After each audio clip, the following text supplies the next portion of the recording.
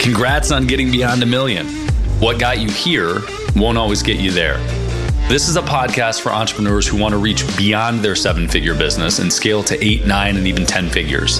I'm Brad Weimert, and as the founder of Easy Pay Direct, I have had the privilege to work with more than 30,000 businesses, allowing me to see the data behind what some of the most successful companies on the planet are doing differently.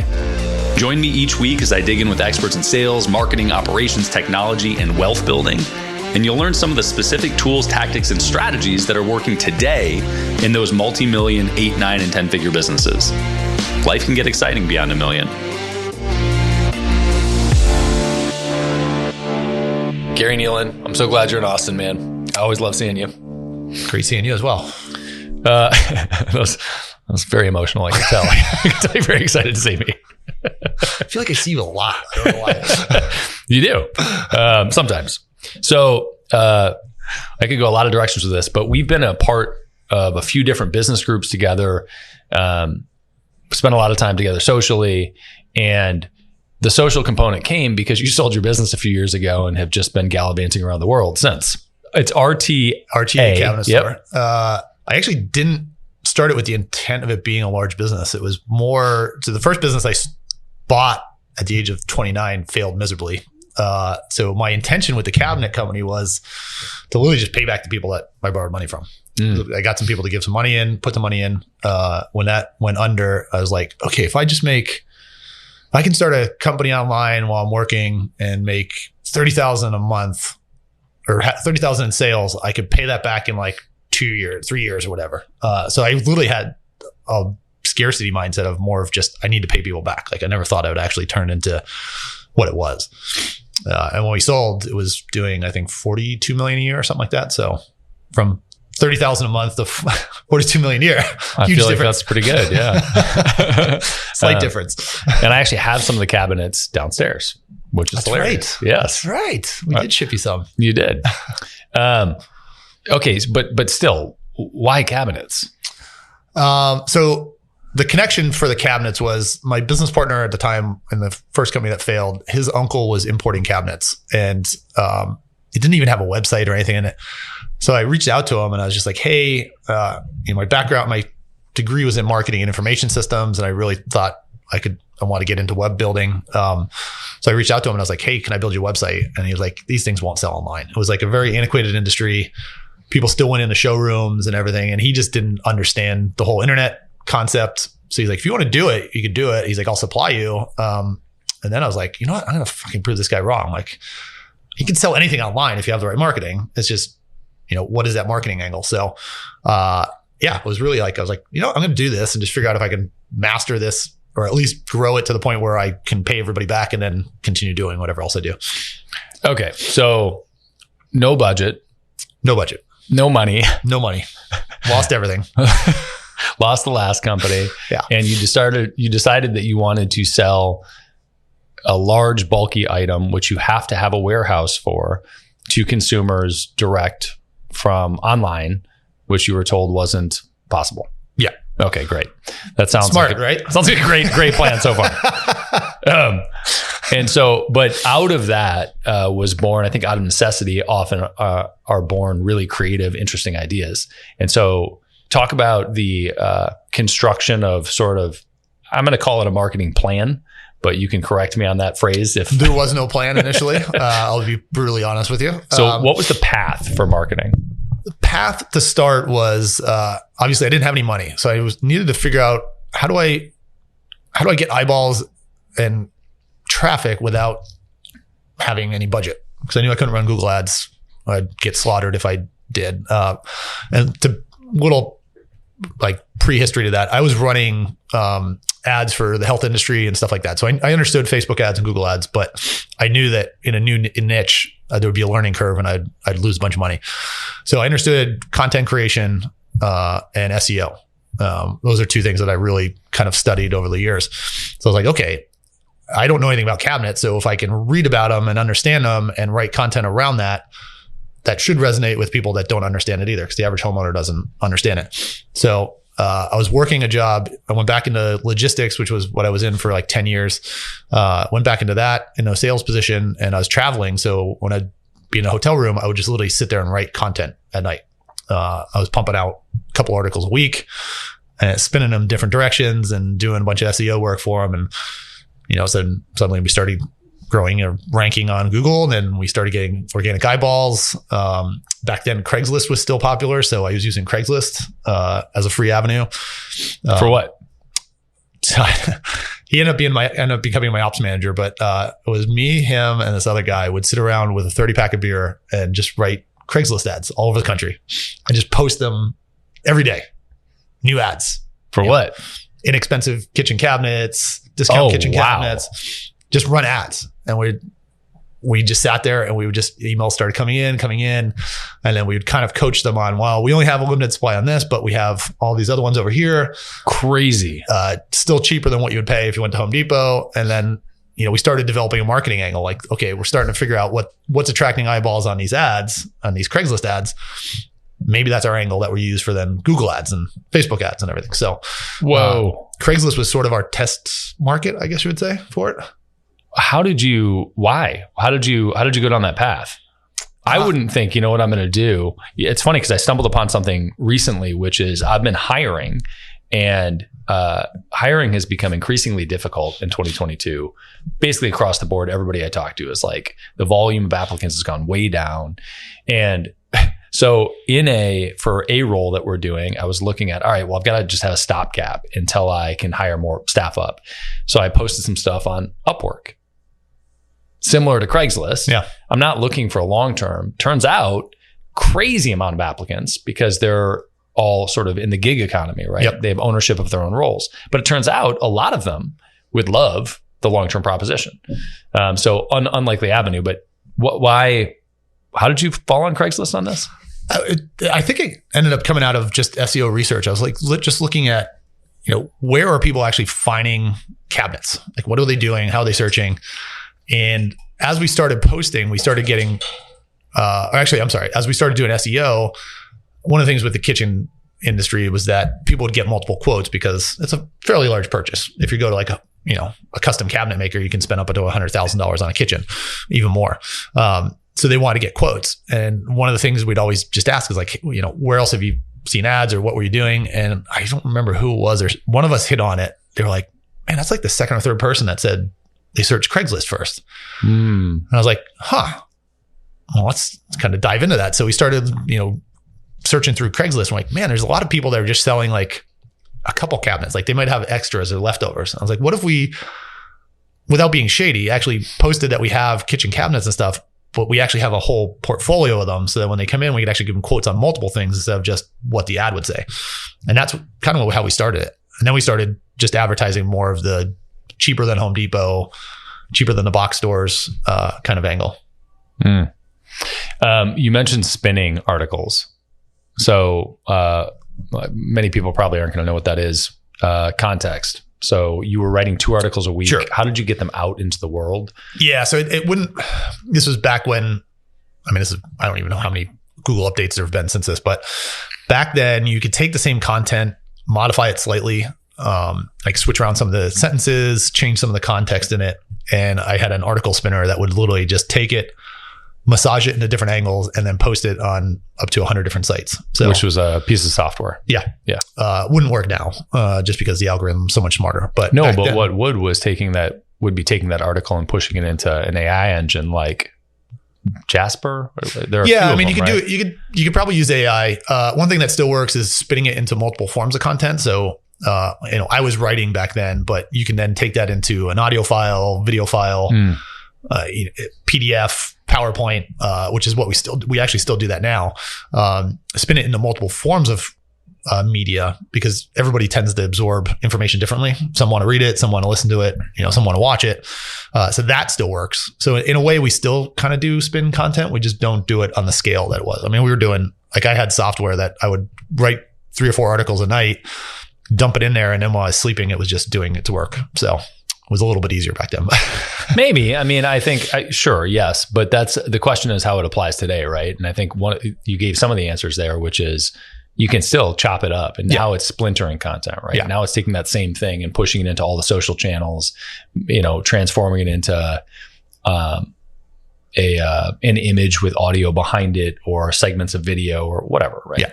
I think what works right now, and I mean, this is sort of our methodology, is we use that software to to optimize the article without replicating the article multiple times. So a good example would be, keyword research using like SEMrush or any of those particular software, Surfer SEO. And essentially what Surfer SEO will do is you put in the keywords, it'll take all the articles that are ranking for it and tell you how you can optimize them better. And then we'll leverage something like Answer the Public, or there's another one called Also Asked, where you can put in keywords and it'll give you all of the questions around those keywords that people are asking. And then those become sort of your H1 and H2 headlines within the article. So essentially what you're doing is you're answering all the questions that similar questions that people are asking on Google, which theoretically should increase your ranking for that article. And then we go longer form. So we go up to like 1,500, 2,000 words. So we go for more quality versus quantity. But then we also turn it into, video, audio, and all those kind of things. So I love it. So I want to talk about the path of growing the company, but you keep saying what we're doing today. You sold the company. Yeah. So what are you doing today and how does it apply today? So right around when COVID hit, I partnered up with one of my friends who actually used to run all of our Google ads when I sold the company.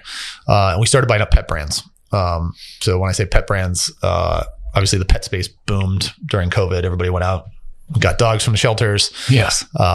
People tend to spend more money on their dogs than they do on themselves. So when I was thinking about if I wanted to get back into e-commerce, it was like, I want it to be something that has loyal fans. I mean, because you think about it, kitchens, it's a one and done sale, unless it's the contractor. It's like, it's the hardest thing to do. You're getting cold traffic all the time. You're not going to keep selling cabinets to the same people.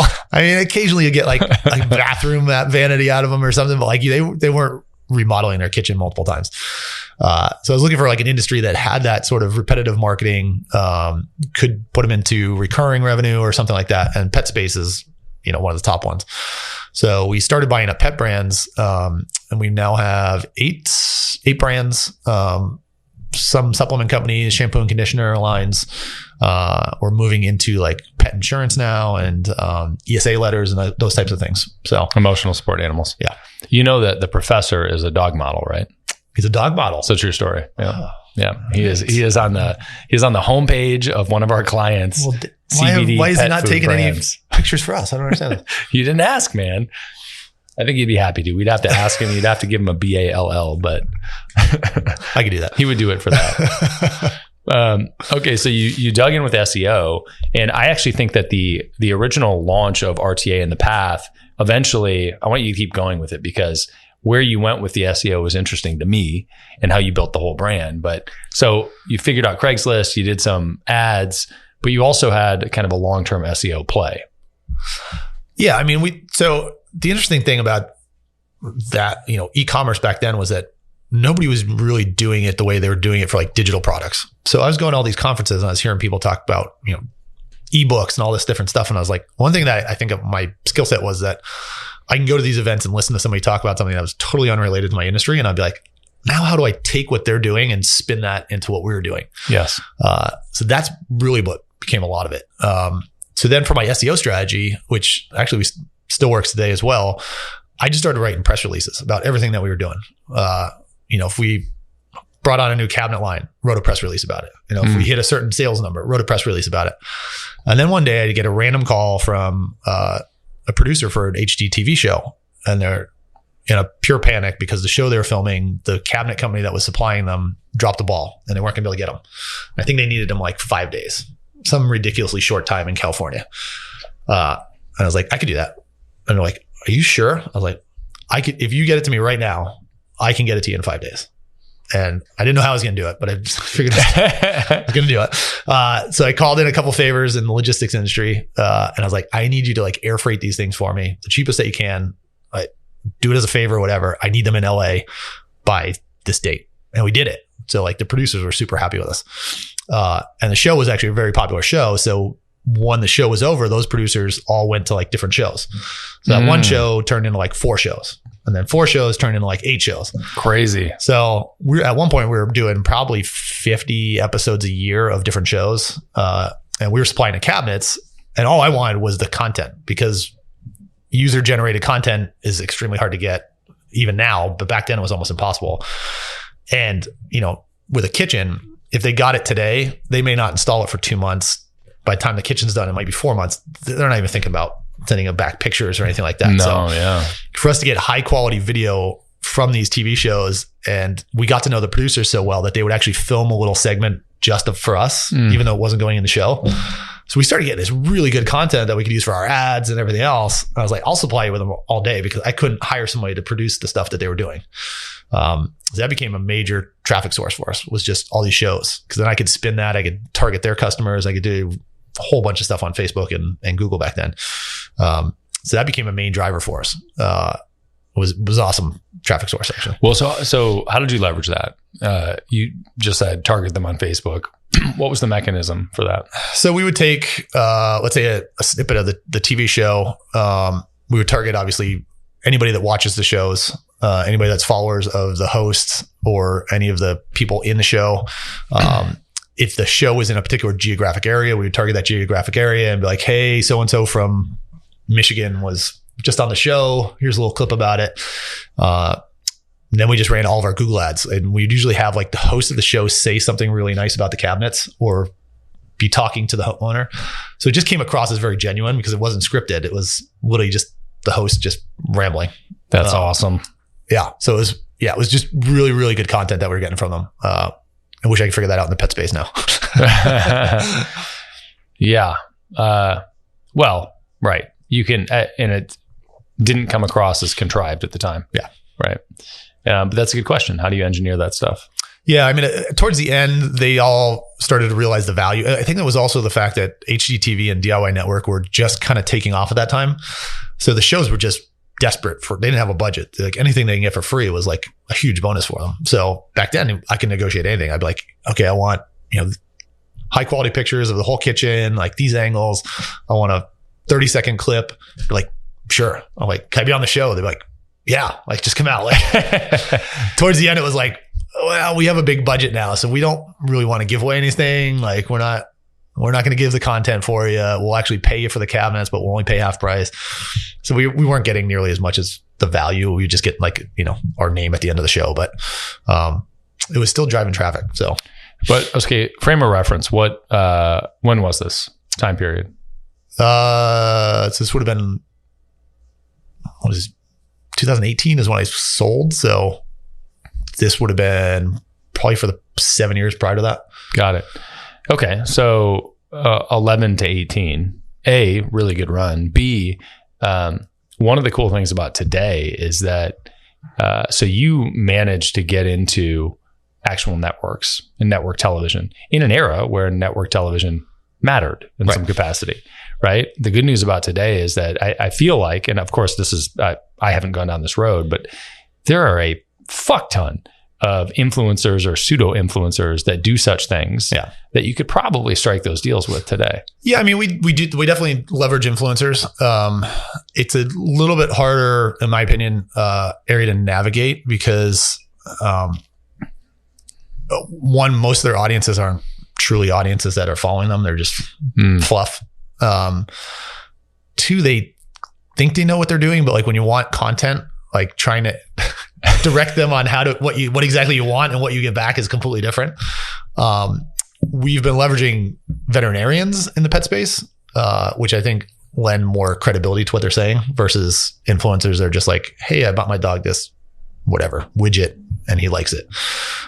Coming from a veterinarian, that's definitely a different story. So we actually hire veterinarians to like write our content for us, do some of that stuff, like do some of the promotional stuff. And we're actually like establishing partnerships with them where they're like the face of the brand in some cases. Yeah, that makes sense. So press releases, where did you put the rest of your content? So you're writing all these articles, spinning them as you grew. Where did that content go? What was your primary source of, hey, this is how you learn about, I don't know what the fuck you write about cabinets. Try writing for that about cabinets for 12 years. It's almost impossible to come up with a new topic. Like, I mean, I was putting it everywhere in terms of like the original content would go on our blog, so we could build the organic traffic to the site. And then anything that was spun was going on everything from Reddit to, trying to remember what some of the bigger sites were back then. A lot of forums and blogs that had open source content. And then obviously like YouTube, SlideShare, some of those other big sites for like the different types of media. I love, before we started, you were talking about, we were talking about how we have two categories of entrepreneurs. Like in every group of successful entrepreneur, if you dig into their company, there's some area that's crazy, absurdly messy. Yeah. And just terrible. And then, and they're operating at a high capacity in spite of that. And then the other end, you have people that have these areas of genius that say things like, oh yeah, well, obviously, right? So you just said, well, obviously we're doing these things. No, it's not obvious to people. And I think that the parallels when you dig in and say, okay, well, what were the sites back in the day? And you said forums, right? Or blogs. Well, it's all groups now, right? Yeah. Inside of Facebook, LinkedIn, you've got these huge groups that people run, and some of them are open and public. And that is sort of the modern day forum, I think. I mean, forums are still alive too. Like we use forums now to find out like what questions are people asking so that we can create content and then be like, hey, by the way, we wrote an article to answer your question. Here it is over here. So instead of like trying to sell them on anything, we're like just answering whatever needs they have, which is what Google's looking for. Like if you're answering the specific questions that people are asking, wherever that is, whether it's in a group, a forum, a blog, Discord, wherever it is, like any of those channels, people are asking questions. That's exactly what you should be answering for your company. Okay. So tactical question then, do you pull them off that space or do you answer the question in that space? I answer it in that space and I try not to be spammy. I say but obviously I have a team that does it, but, yeah, I try to make it so that it seems as genuine as possible. Like if they get to your site, you're going to still retarget them. You're going to do a whole bunch of stuff, but rather than pushing like a sale down their throat, it's like, hey, here's exactly the answer that you're looking for. You're adding value. And then if they happen to see something on the site or they follow you and you follow them in retargeting, then that's your chance to try to sell to them. At least that's my opinion. Like I hate down your throat kind of sales tactics. So if I can add value and bring you to my site and get your eyeballs, that's what I want to try to do. Yeah, I love that. Yeah, the phrase that always or frequently resonates in my mind is nobody likes to be sold, but everybody likes to buy things. Yeah. And so if they come to it on their own terms, right, then they feel great about it. If they feel like they're being sold, then there's some resistance. They put up a wall. And to me, it's you're establishing trust. Like, especially with cold traffic, like they need to be able to trust you. So if you're just being genuine, you're like, hey, you have this problem or this question. I'm just going to answer it. I'm not going to try to sell you anything or on top of it. I just want to help you out. Like to me, that starts to build the trust factor. And then maybe they see your retargeting ad and it's mentioned something about the health benefits of the product or something. But at least then they have some sort of awareness of who you are and you're not just, running cold traffic at them or spamming them right there on the blog or forum. Yeah. Okay. So no money. You decided to hang out on Craigslist to sell cabinets. And at some point you gained, significant traction. So how did marketing change once you had established product market fit, you had profitability, you were, I don't know. I don't know what that number is in a cabinet company because that's my nightmare. But you've got a warehouse and you are manufacturing cabinets and shipping, I think, right? Were you manufacturing them or did you have somebody else doing it? So we went through phases. Initially, everything was being drop shipped. And at that point, we had one vendor and he was like, I'm a wholesaler. I can't keep up with the number of consumer shipments that you have. Cause it was a little bit more labor than I'm doing a wholesale shipment to somebody, across country. Sure. Yeah. He was like, you need to get a warehouse. I was like, oh shit. I didn't know that. So then, start with a small place and then we had got a bigger place and then a bigger place. At the end we had somewhere around 30,000 square feet in Philly or just outside Philly. And then we were doing a shared space about 2 hours north of there. It was like 100,000 square feet that we were sharing with somebody else. But I went through every phase of solely drop shipping. Then I went to manufacturing in China and almost bankrupt the company, pulled back, went back into just drop shipping. And I was like, I'm actually a marketing company. I'm not a cabinet company. I know how to market. So why am I warehousing, doing all these other things when I just need to be the avenue that drives traffic and then let them handle all that stuff. So we went to like a blended towards the end where we had a warehouse because we had local customers that wanted to pick up, and we had a showroom, but we didn't warehouse almost anything. It was way too expensive. Yeah, that's a beautiful light bulb moment, hopefully for a lot of people, because the opportunity to reflect and change course is priceless. That's a huge deal to recognize what you are. It's I understand it's attractive. And not every niche you can do this in. Cabinets just happen to be an industry where there was a lot of wholesalers that were importing already. But I was looking at like, I can add 20% profit. That makes a lot of sense. Well, until I realized that I needed like $10 million worth of inventory to be able to sell cabinets. And I was like, okay, well, that's not going to happen. I mean, we brought in our first couple containers, and the interesting thing about cabinets is, let's say a cabinet line has 150 SKUs. You could sell out of one with one customer. And then you have to try to figure out how to make a kitchen work without that one size cabinet. Oh man. Then you start offsetting with other size cabinets. And I was like, I'm not a warehousing guy. Like I don't know how to do this. We ordered, I think 6 containers, and we ended up with 5 of them that we couldn't do anything with because we sold out of all the ones of 2 sizes. And I was like, oh shit. Like that was all my cash. Now what do I do? So we were able to work through that, but it was a big realization of like, why am I, sometimes you don't need to change course, like stick with what you got that's working. And that's what we did. We went right back to it, like just purely drop shipping. And it was just a much better model for us. How did you work through that? Oh man. We partnered with one of our vendors. So one of the things that we did, because it was an antiquated industry, nobody had APIs or integration or anything like that. And I was like, okay, maybe this is my avenue. So I approached, at the time we had probably 4 vendors that were like large vendors. So I approached them. I was like, just let me do it. I'll hire the people. I'll do the APIs. I just need your inventory accurate in your system. We'll communicate back and forth. So I actually built out all the APIs for all of our vendors. And I was like, you can use it with your other customers, whatever you want to do.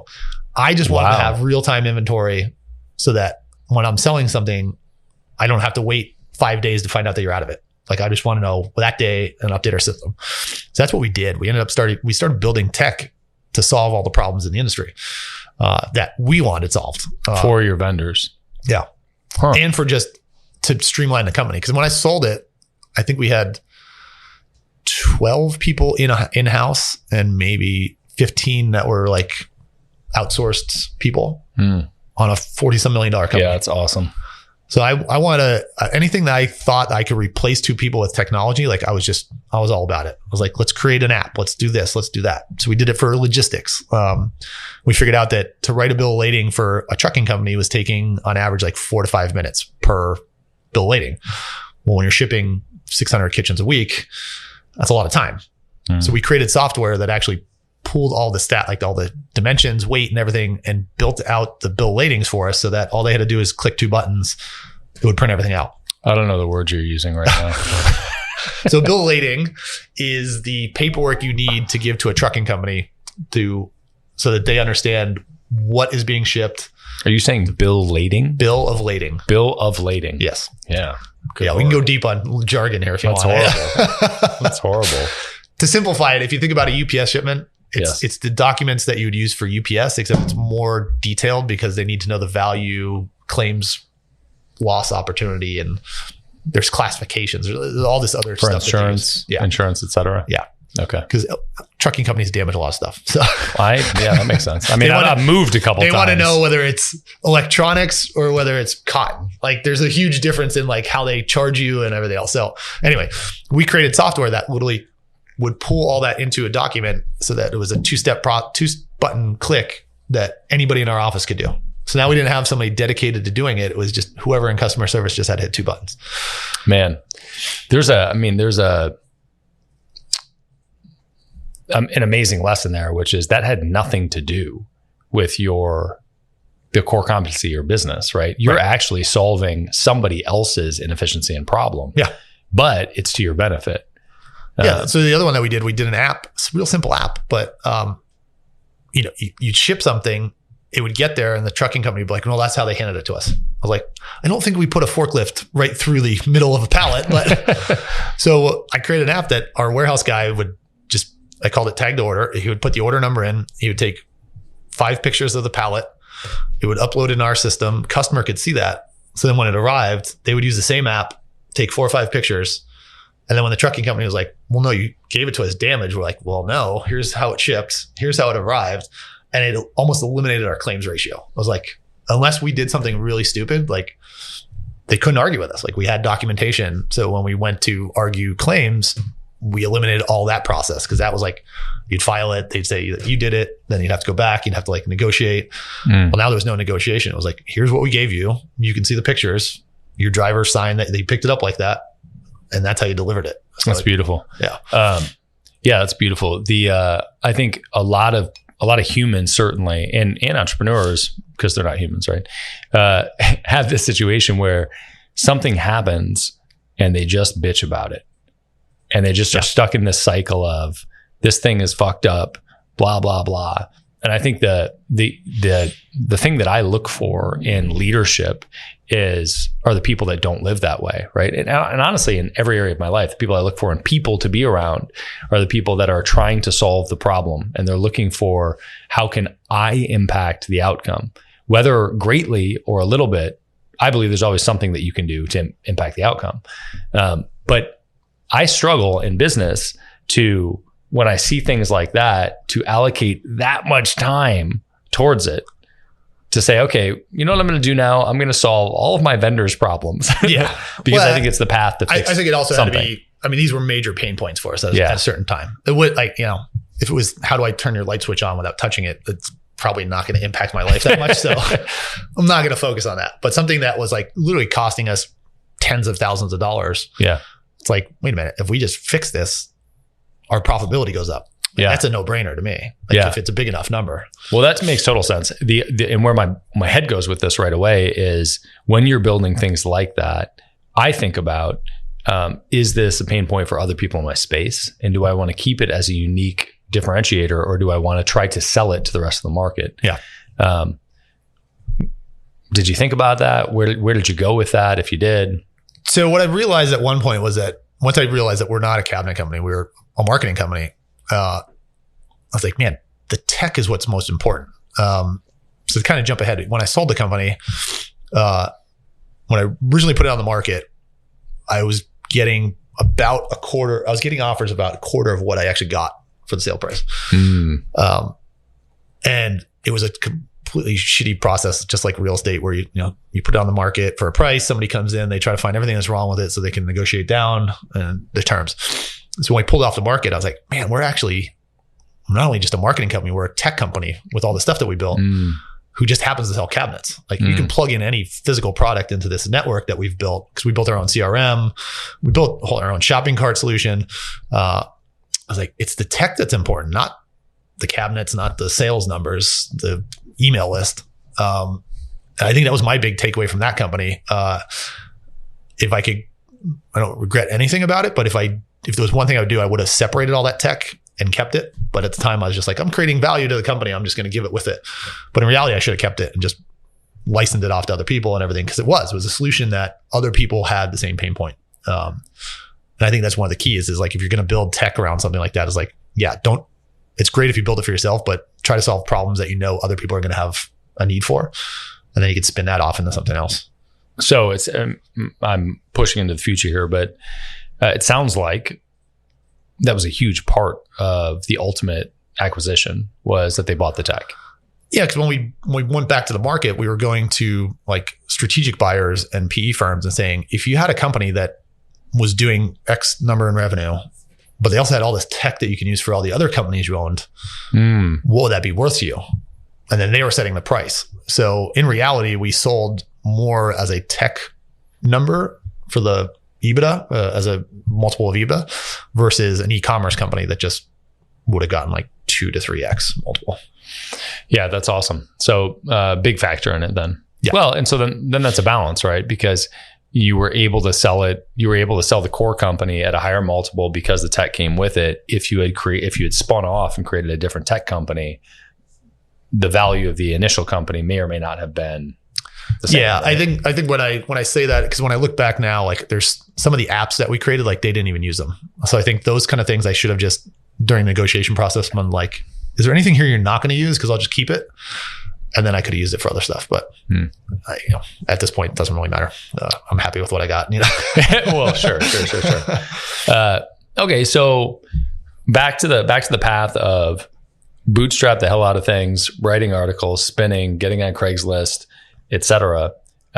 Did things move away from SEO at any point, or was SEO the dominant driver for the company? No, it was always the dominant driver. I would say like year 2 or 3 when I started running Google ads, and Google started to become a major portion of our revenue. There was an update that slapped us, and we lost like 25% of our revenue in one day. And I don't remember what the update was, but it had to do with the actual Google ads platform. And I was like, holy crap. Like my company's basically leveraged off of 2 things right now, SEO and Google ads. And I was like, I can't, like now that I have employees, like I can't be just 2-dimensional like that. So my goal at that point was to be as omni-channel as humanly possible. So we got it to the point where no single traffic source was like more than 19% of our traffic. Wow. Which was actually SEO. But by doing that, I felt comfortable with that. Even if one platform went down, if it was 5% of our business, it wouldn't crush it. If it was 25%, it had the potential to just knock us off because we didn't have high margins.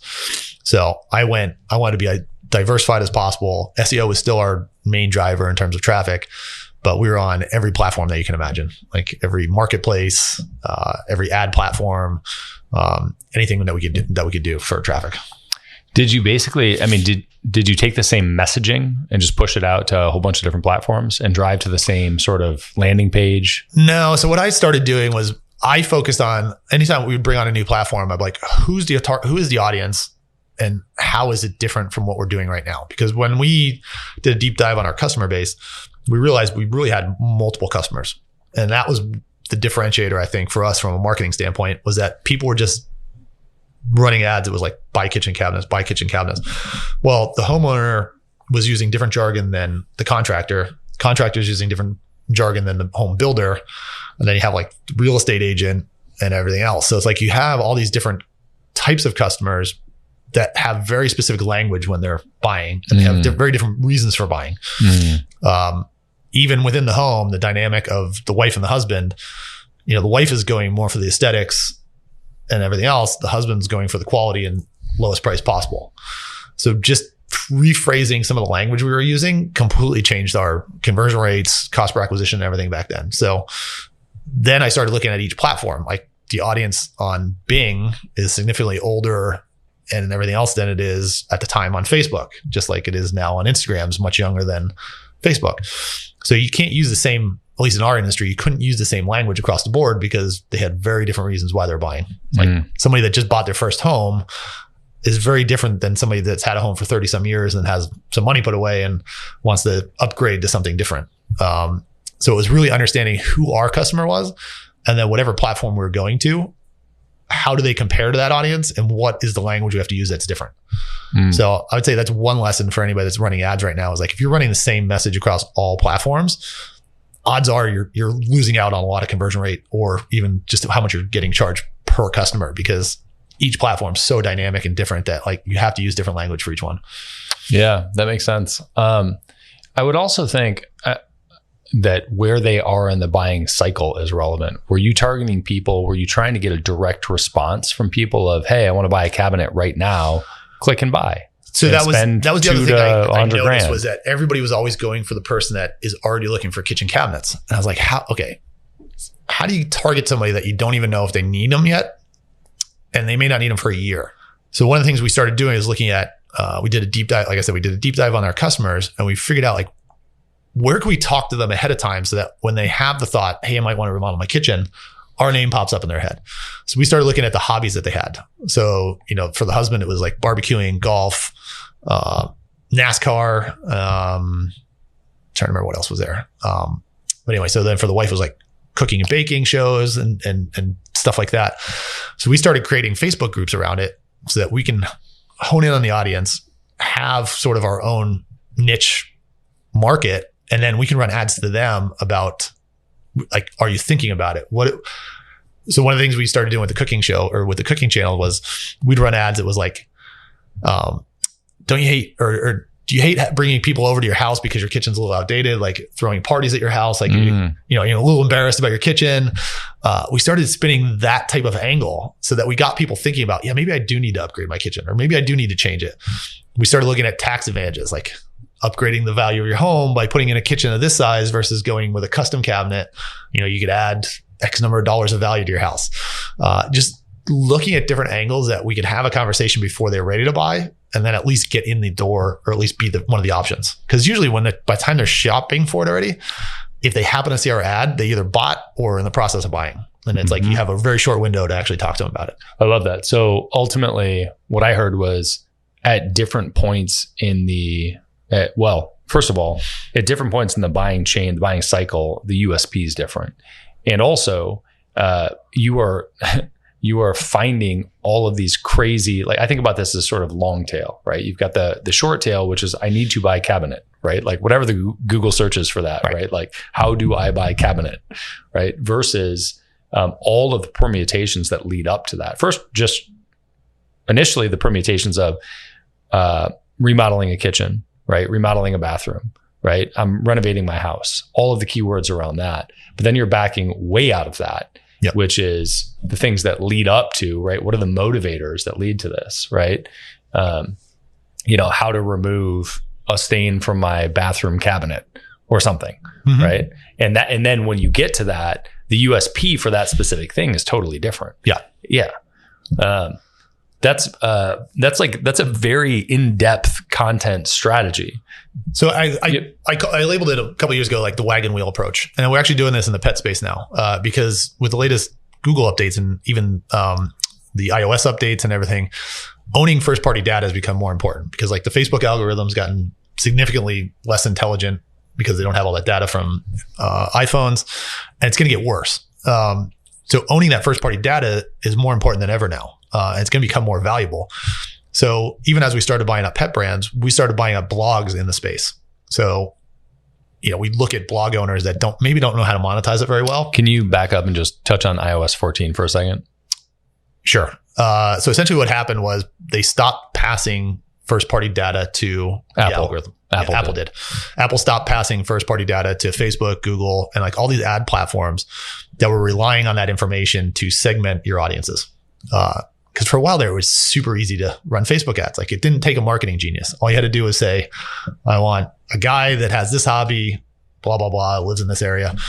And you can run ads and you can get them fairly cheap. Well, now it's become significantly harder. So the people that are succeeding are the really good marketers that understand how to target, but also how to leverage and layer first party data with partnerships and all these other things. So we started buying up Facebook groups and blogs. So right now we have a network of, I think it's about 800 to 900,000 unique visitors per month to our little nest egg of blogs that we control the traffic. So now we dictate what they see, what messages they get. Now we can run ads to them significantly cheaper because they're retargeting ads. So it's owning that type of data, and then we can actually look and see what articles are converting the best, and then go source products instead of buying a product and hoping that somebody's going to buy it. So that's my approach now to e-commerce. And it's how do we own the data so that when we decide to either expand our product lines or go buy a company, that we actually have intelligent information and we already have audiences available. And it's kind of what I did with the cabinet company in terms of building like these hobby interest Facebook pages. Like we had a cooking blog that was up to, or a cooking Facebook page that was up to, I think it was like 400 or 500,000 followers. Well, that every time we ran a sale, we can run an ad specifically to these people and get it significantly cheaper than our competitors could. And that's my whole goal. How do I get it cheaper than anybody else out in the market? Yeah. So you didn't actually hit on that specifically. So we talked about like these long tail is the term I used, but you were building out actual significant either blogs or Facebook groups or whatever around these little niches that pertain to potentially maybe buyers that would buy cabinets. Yeah. Potentially never, but even if it's a small segment of it, it's giving us access to them to talk about a topic that they enjoy talking about instead of cabinets. Because like, who goes to it? I mean, think about it. Are you going to go to a kitchen cabinet Facebook page and follow it and read everything that they write? No. If you do, then you'd have way too much time on your hands. But like the average person's not going to. But if you enjoy running and you're in a running Facebook group, you're going to talk about that all day long. Mm-hmm. And then if you just happen to see an ad that has to do with something that you enjoy as well, or that you're interested in, it doesn't necessarily have to be coming from that page. Like most people don't correlate the fact that our cabinet ads were coming from being part of a cooking page. Sure. But we were getting in front of them significantly cheaper than anybody else because Google or Facebook saw that as part of our audience, and it was a retargeting ad, not a cold traffic ad. Mm-hmm. So that's changed a little bit in the last couple updates, but it still works. It's like, so if you could target people and have a conversation with them around something they actually enjoy versus a company that's trying to sell them something, it's a significantly easier conversation to have. So for you, it sounds like one of the major differences from the initial phase when you were small and trying to find product market fit was all the content was focused around the core offer. And then as you got bigger, your strategy was to hit the long tail stuff, the more fringe things that would ultimately potentially funnel in, because what I'm projecting is that you could allocate the time to it at that point because you had the cash flow and the bandwidth to do it. Yeah. I wouldn't be able to start a company based off of that. But once I had the cash flow, we had a team. It was like, okay, we're now talking to them when they're ready to buy. Let's start seeing how far back we can carry this conversation before they're even thinking about buying and almost influence them to want to buy. Yeah. And that was our strategy. I know. I love that. That was one of the things that I found this out about you years ago. And I was like, man, that is fucking ninja. Like that is a great path. Also takes a hell of a lot of patience. Yes. And it's this crazy long sales cycle. Of course, you are selling this one-time purchase, again, born out of necessity, probably selling this one-time purchase. That is a horrible thing to sell and warehouse and deal with.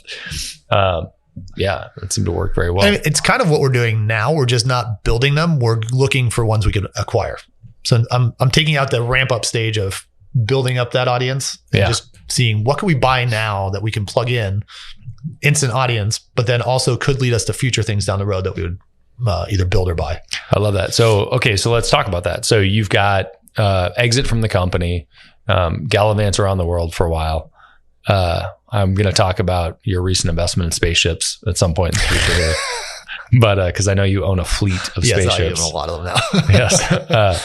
But the transitional period after you decided that you needed to actually do something with your time instead of only gallivanting, which is still a core part of your life, was pets and pet brands. How did you approach it differently this time around? Because you're like, all right, so I don't need the money now, but I still want to participate in the game and I want to play and I do want to make more money. What was the change of mental approach to how you did this? Because it's still SEO based, it sounds like. Yeah, I mean, it's a little of everything. It's kind of a hybrid at this point. I looked at everything that I hated about the company that I had. And I think that was the first thing I did. I was like, if I'm going to do this, I want to eliminate everything that I hated about the company that I ran. Because at the end of it, I just hated it so much. I was almost willing to just run into the ground. I mean, you know the stories about guys stealing from me and like that's a whole other episode if you want. Like when the SWAT team came to my office and crazy stuff happened. So I was just so fed up with it. So I was like, okay, if I'm going to do this again, like what are the things I really hated about it that I would never want to do again? One, didn't want to have a warehouse. I wanted a product that I could either drop ship or send into Amazon or have a third-party logistics company manage. So it had to be simple. Couldn't be a lot of SKUs. I didn't want a team. I'm not a good people manager. When I figured out my skill set, it was purely marketing. So like as long as I focused on that, I was happy. When I had to babysit and listen to people complaining, it crushed me. So no team. I understand.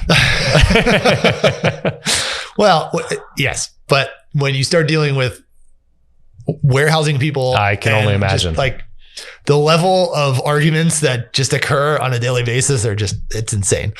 So yeah, I wanted no staff or as little staff as possible. I didn't want to have to warehouse anything on my own. I wanted to be able to do it third party, simple SKUs. And I wanted something that could generate recurring revenue.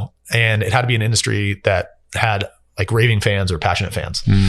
So when I did that, kind of and an analysis, there was like 5 or 6 that I came up with that like could potentially be that. Industries? Yeah. Got it. And I was like, well, I have a dog, love dogs, love animals. I'm sorry. How old is your dog? My dog will be 19 this year. Holy shit. Deaf and blind, but cute as hell. Yes. So like, okay, I love animals. That's a natural fit for me. Like, why would I not want to get in the pet space? So that was sort of my approach to what I was going to do. And then if it ever became overcomplicated, I was just going to walk away. I didn't necessarily need the money, but like I enjoy business and like just the marketing and strategy and stuff like that. So, so that's why I got in pet space. Yeah. Okay.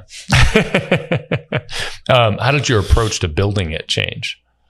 Right. So you were deliberate about. That was the other thing. I did not want to have to build something from scratch. Because what I realized was the landscape changed in terms of marketing, and even with like Amazon, like, let's say 5-6 years ago, you can create a product, throw it up there, use 2 or 3 little techniques, and you can instantly be getting traffic and everything from it. Yeah. Completely changed now. So really what I was looking for was, how do I let somebody else do that? Like, my skill set is I can look at a business that's existing and be like, okay, I could drop your cost per acquisition this way. I could do these kind of things, but starting from scratch, you're basically throwing darts at the wall. Like, you don't know what your profitability is going to be and everything. So I want to look at existing businesses that I can kind of hone in on and be like, my skill set fits into this really well. And if I jump in here, I can double or triple revenue without putting a lot of effort into it. So that's kind of been our strategy, is like looking at businesses that we know are, and I think the sweet spot minimum is like 750,000 to like $1 million, is where a lot of solo entrepreneurs kind of hit this wall where it's like, oh crap, I got to hire people. Oh crap, like I got to figure out marketing. Like I can't just be on Amazon, because now I actually have a business and like I need to be able to diversify. And that's when they panic. So a lot of businesses come on the market because people either just want to get out because they're panicking, or they realize that they just don't have the skill set to run it anymore. So now you're in acquisition mode, and add value to grow. Yeah. How do you find them? So we have a 2-pronged strategy. Obviously there's a lot of brokers out there that, list businesses. But again, I went back to sort of what I did with, the cabinet company. It was like, that's great. Once it's on the market, it's already been priced. That's what they expect to get for it. How do I talk to them before they get to that point, or before everybody else starts competing on it? Because particularly right now in the pet space, like things are going for ridiculous multiples. And it's because people know it's a hot niche. You have these aggregators coming in that are just spending money left and right because they have to. So they're willing to pay a lot of money for it. So it went the traditional broker route, but then I also was like, okay, maybe if I get the brokers involved before they put it on the market. So I scraped a bunch of brokers that I knew were doing kind of e-commerce type businesses, and I reached out. I had somebody on the team reach out, and I was like, we'll give you a bonus if you just let us know about it before it actually hits the market. Like, we'll give you $5,000, $10,000, whatever it was, depending on the size of the business. But we'll give you a significant bonus if you just get it to us and get us the information before you put it on the market. So we actually acquired one from that, doing it that way. And then we've just started building up this reputation now. So we have people reaching out to us. They're like, hey, I heard you're in the pet space, that you're buying up brands. I wasn't really going to sell, but now I'm kind of thinking about it. So we have a couple now that we're looking at that aren't even on market, that are just, coming to us saying, hey, we'd love to sell it to you guys because you actually know what you're doing. So that's awesome. I love the bonus strategy. Oddly, growing up as a intense, almost door-to-door salesperson, it was lost on me as I went through life and business for many years, the value of significant incentives, and also seemingly insignificant ones, right? Sometimes the game of the incentive, just the idea of I won something, right? Yeah. Or I like hit this mark, is enough to drive people. But certainly sometimes the large incentives will move people in ways that even those that say they're not motivated by money are moved by. Yeah. I think that's one of the most powerful things when you're hiring somebody, especially in a little bit higher pay range, is knowing what they're motivated by. Some people, like you said, yeah, the money's great, but like that's not their main driver. It could be a title. It could be you sending out an email to the entire team saying they did a great job. And like, that is all they need. Other people, maybe it's they need that bonus kicker of money or whatever. But yeah, when you start actually understanding what motivates people, it's amazing how many people, the money isn't the thing. It's the recognition or just somebody saying you did a fantastic job. How do you find out what that thing is? I wouldn't say I had the best strategy, but so when a couple of years prior to selling the company, we kind of hit a roadblock. We were at like, I don't know, 25 million or something like that, or 20 million. And I was having a hard time staying focused. And I realized that the skill set it needed for it to keep growing was not, I needed to focus on marketing, and I was getting caught up in the minutia of operations and all that kind of stuff. So when I actually promoted one of my guys to ops manager, I was like, your whole job is to be the gatekeeper. Like, don't let anybody in to me. Like, you just shut them down. Let me focus on growing the business and everything else. And I actually think it was his idea. He was just like, why don't I just, now that it's kind of a fresh face, it's easier for us to have that conversation. So he sat down with all the employees and was just like, what drives you? Like, what is your motivation? And just had those honest conversations with people. And not everybody actually knows, I don't think, but even if you get 50% or 60% of them, and that's truly what motivates them, like just understanding that, like a bonus every now and again, like a gift card, it doesn't have to be a salary increase or anything. It could just be take them out to dinner and just let them feel like they're special in some, whatever way that is. How do you feel about profiling, personality tests, et cetera? I love services like Predictive Index. I use them now for any future hires. We use that. If I still own the cabinet company, I think I would have gone back and just had everyone take it so that I understood how to interact with them. Because the software that's coming out now, the combination of AI and what they're using for like Myers-Briggs and everything else like that, you can profile what their personality is like, but it also will explain how you should interact with them and how they should interact with you. And I think that was one of my biggest struggles, is that I wasn't a good manager because I didn't know how to interact with certain people. I was just like, this doesn't make any sense. Was that it? Or was it because you didn't really care? No, I cared. Interact with them differently. No, I cared. I was like banging my head against the wall because I couldn't understand like how somebody in customer service would just, I don't know. It's just like, there were just certain people that I was just like, I don't understand what. I think it's some of both for me. Because like, look, even if I do know, a good example is if you are somebody that needs constant verbal uplifting from me, I'm just not going to be a great person to be around, because True. Okay. I'm just not going to spend the time and energy doing it, because at my core, I'm like, just do it. Like, what are you talking about? Just do it. Yeah. Do you need a pat on the back all the time for everything? Yeah. You know what I mean? Like there's a mismatch in personalities. Yeah, there probably was some of that too. And I think actually, I mean, oddly as it sounds, like just understanding love languages, which I didn't understand back then. Like understanding that aspect of life, I was like, holy crap, this is what I've been missing out on life. That's like you're saying, the people that need constant affirmation. Right. That's not me either. Right. And I was like, I'm not going to sit here and tell you like, let's end this relationship now. Like, yeah, it was such a good email. Like, I'm just not going to do that. But if that's what you need, then I need to have somebody on my team that could actually do that for you. There we go. Or I need to find somebody that doesn't need that. Yeah. So it's hard, and it depends on how good of an employee they are and everything. But yeah, that's why I was like, I'm just not a good manager. Like I know my skill set. I should be focused on marketing and strategy, and me doing that, it was just such a distraction that it was killing me. So once I was able to focus on what I was doing and have that operations manager be that gateway and do that stuff, it was so much easier. Yeah, that makes sense. I'm very much living in that right now in terms of doing the things that feel like necessity, right? And they are in some capacity. But when do you choose to say, I'd rather have it hit the floor while I focus on bringing on somebody that can handle it better, versus I'm going to just try to do all the things at the same time? Yeah. It's hard. It is. Well, that's where the tough choices come in. That's true. That's true. Well, I'm much more comfortable with that. I think as you get bigger too, it becomes easier to be more comfortable with this. If it's it'll just hit the floor. It's fine. Right. Because there are so many things going on. Here, by the way. Yes. We are once again sponsored by Iron Root Promethean Bourbon, which you can't buy anywhere. Unofficially, because they're just getting free plugs these days. But I'm a fan, and it's delicious. So one of the things that I like about, you talked about the love languages, and I think that's such a good example for kind of humanity at large, because it made its way through millions of people. And it's not that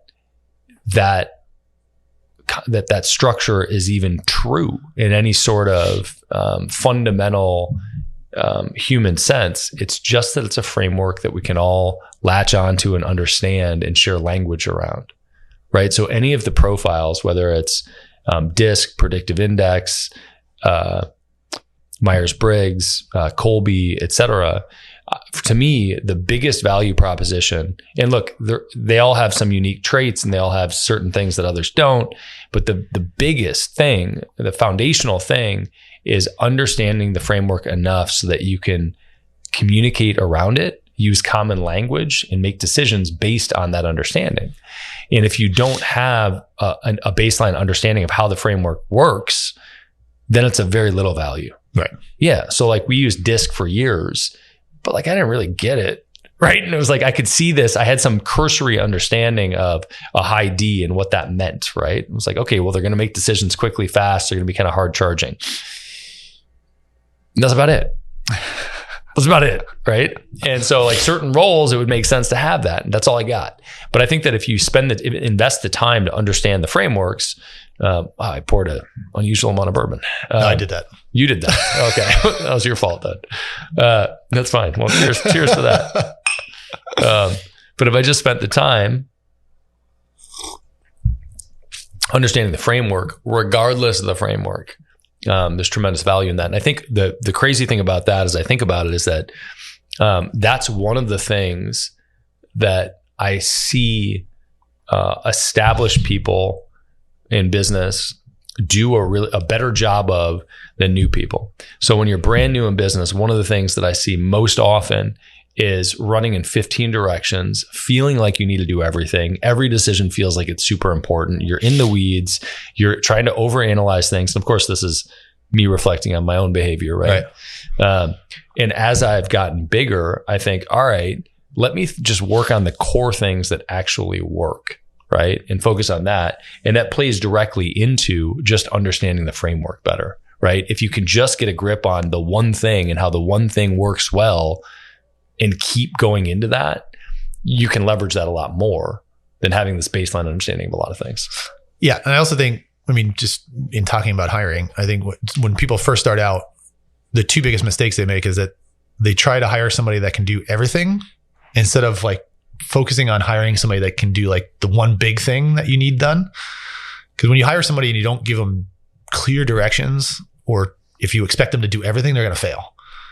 Like if you're asking for somebody to be a salesman, a researcher, yes, a good, organizer and everything, like the guy that's a salesman is not going to be organizing your office. Yeah. It's two different mindsets and the way their brain works and everything else. So it's like, that's where a lot of people fail. And I did this. I would just hire somebody. I'm like, I need somebody that can run our social media, manage the inventory, and like do all these things. I'm like, no wonder they failed, because I was asking them to do superhuman things that I can't even do.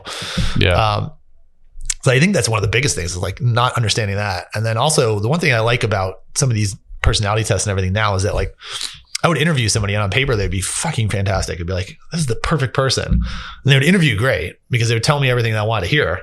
But then like 2 or 3 months later, you're like, who are you? Like, you're not the same person that was in here. Yes. That was because they're, everybody that interviews, they're trying to tell you what you want to hear.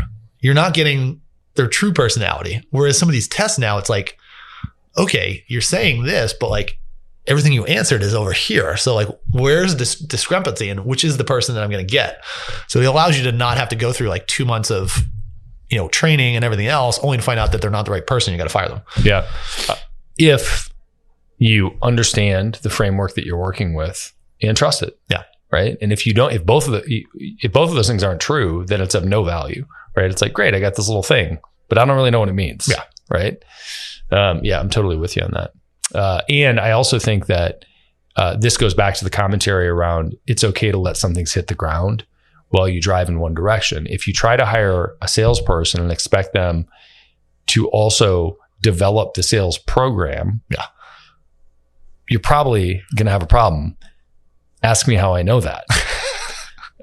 So it's okay to hire somebody to build the sales program and not sell anything. Or I think when you're smaller, more importantly, it's okay to have somebody sell something and just work on selling and deal with the scale and the frame later.